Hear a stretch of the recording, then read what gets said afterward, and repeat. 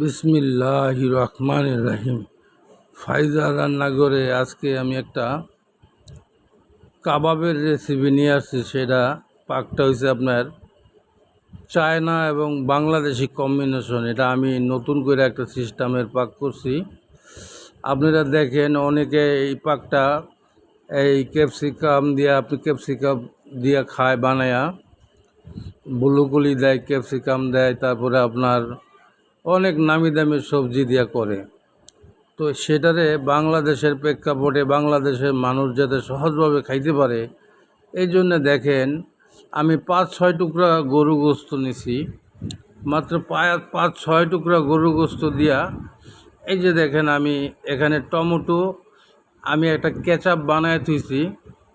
ওটা normal ketchup বলা যায়, অত হাইফাই করে না, অন্য কিছুর সাথে এটা খাওয়া যাব না, এটা শুধু তরকারি বেলায় এটা প্রযোজ্য। এই টমেটো ভালো করে আমি গালাইয়া হোয়াইট ভিনেগার দিয়ে এখানে মিক্সার করে ডেক্সির মধ্যে রেখে দিছি।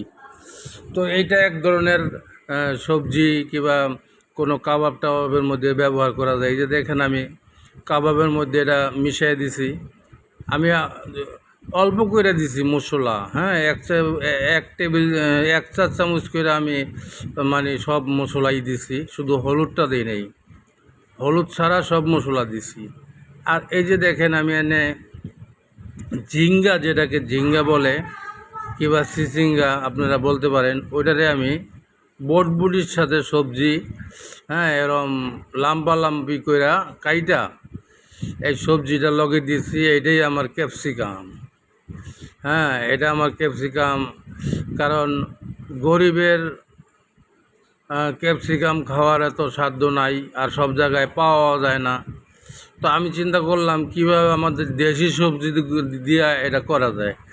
এই যে দেখেন এখানে বটবুটি আর এই যে চিচিঙ্গা আমি লাম্বি করে কাটছি, আর বটবুটি তো লাম্বি থাকেই, 1 ইঞ্চি একটু বড় করে কাটছি।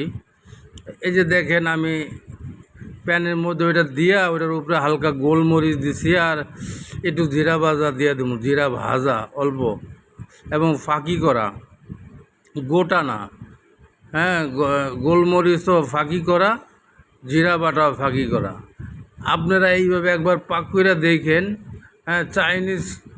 চাইনিজের যত চাইনিজ পাক আছে সব হার মাইনা যাবে আপনার কাছে। এই যে আমি দেখেন গোলমরিচটা দিয়া এখন জিরা ভাজা ওটাও দিয়ে দিতেছি। আর আমি এই সবজিগুলা হালকা একটু ভাইজার সাইডে সরাই দেবো। আমি 3 ঘন্টার জন্য আপনার ওই যে গরুর গোস্তটারে ম্যারিনেশন করে রাখছি। 3 ঘন্টা আমি ওখানে আপনার পেঁয়াজের বেরেস্তা দিছি, ঘি দিছি। আপনারা পুরা ভিডিওটা দেখলে খেয়াল করতে পারবেন। পুরো। আর কাবাবে আপনার মশলা যদি নিজেরা বানাইতে না পারেন, দোকান থেকে একটা কাবাবের মশলা কিনে নেবেন ছোটোখাটো, তাহলে তো হয়ে গেল, একদম 100% কাবাবের ফ্লেভার পাইবেন। আর আমার যেহেতু ঘরে মশলা বানানো আছে, ভিডিওতেও ছাইরা দেওয়া আছে। সাথে আমি ওই যে কাবাব চিলি একটা মশলা আছে, ওইটার পাউডার একটু ব্যবহার করছি। 100% কাবাবের মশলা হয়ে গেছে। এই যে দেখেন আমি সবজিগুলা আমি সাইডে নিয়ে মাঝখানে গোস্তটা দিয়ে দিছি। এই মাংসটা আপনার এই দেখলেই বোঝা যায় যে কাবাবের মশলা উপকরণ যা দেওয়ার সবই আমি দিছি, কোনো কিছু বাদ দিই নাই। এখন আমি এটারে 20 মিনিট কাবাবটা কুক করবো। আর এই যেই পাত্রের মধ্যে আমি ম্যারিনেশন করছি গোস্তটা, ওই পাত্রের মধ্যে আমি একটু কর্নফ্লাওয়ার দিয়ে দিলাম, কারণ ওইখানে ময় মশলা অনেক কিছু লাইগা আছে, যাতে কিছুই নষ্ট না হয়।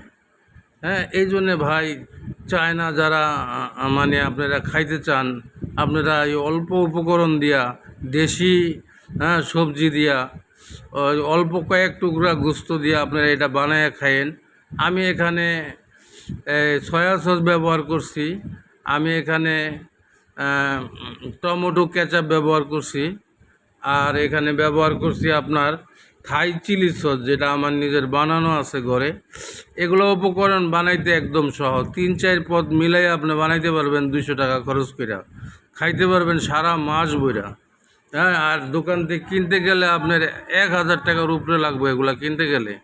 এটা কিনা সম্ভব না, নিজে বানায় নেবেন আর সারা বছর ধুমধাম করে খাইবেন।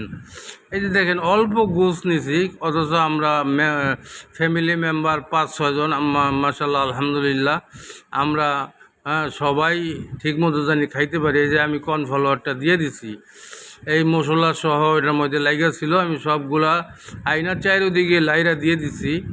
আমার সবজিগুলা আপনার 70% হয়ে গেছে, 80% হয়ে গেলেই ডান। কবাব তো আমার আগেই হয়ে গেছে, 10 মিনিট আমি 20 মিনিট করছি উল্টায়া পাল্টাইয়া কবাবটা, আর সবজিটা আমি সাইড দিয়ে রাইখে দিছিলাম ওই প্যানের মধ্যেই। এই যে দেখেন আপনারা, এখন আমি আমার কবাবটা শুকায় যাইব, একদম ভুনা ভুনো হয়ে যাইব। এই যে দেখেন আমি ধইনা পাতা দিয়ে দিলাম, এর আগে আমি কাঁচামরিচ দিছি, আমি ওটা হয়তো আপনাদেরকে দেখাইতে পারি নাই। তো ভাই একবার আপনারা এইভাবে বানায় খাইয়েন, অল্প খরচে আপনারা রেস্টুরেন্ট চাইনিজের স্বাদ পাবেন। হ্যাঁ, এবং বড় বড় নামি দামি বাবুর্চিরাও আপনার কাছে আইসা আপনারটা খাইয়া তারা এরকম বলবে যে না, আপনি একটা মনের মতো জিনিস পাক করছেন। এই জন্যে আমরা অনেক সময় ভয়ে ভয়ে পাক করি না, একবার সাহস করে পাক করে খাইয়া দেখেন। হ্যাঁ, আর যদি খারাপ লাগে তাহলে আমাকে যত খারাপ মন্তব্য করার আমার কমেন্টে এসে কইরেন, আমার ফেসবুক পেজে এসে কইরেন। এই জন্যে ভাই আপনাদের কাছে দোয়া করি, দোয়া চাই, মাফ করি, মাফ চাই। দুনিয়া ক্ষণস্থায়ী, আখেরা চিরস্থায়ী।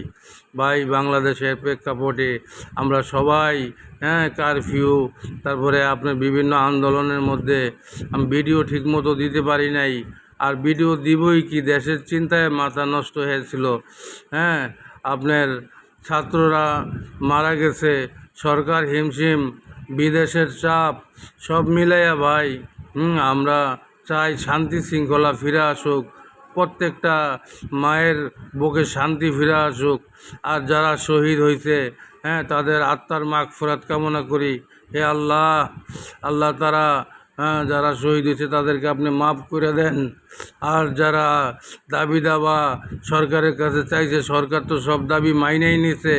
আল্লাহ এখন দেশটারে সুন্দর সুন্দর শৃঙ্খলায় ফিরিয়ে দেন, এবং সবাইরে শান্তি মতো যার যার কাজে ফিরা যাইতে পারে, ব্যবসা বাণিজ্য করতে পারে, এই তৌফিক দান করেন। এবং প্রত্যেকটা মানুষকে আপনি দিনদার ইমানদার ফরেজগার বানান। আসসালামু আলাইকুম।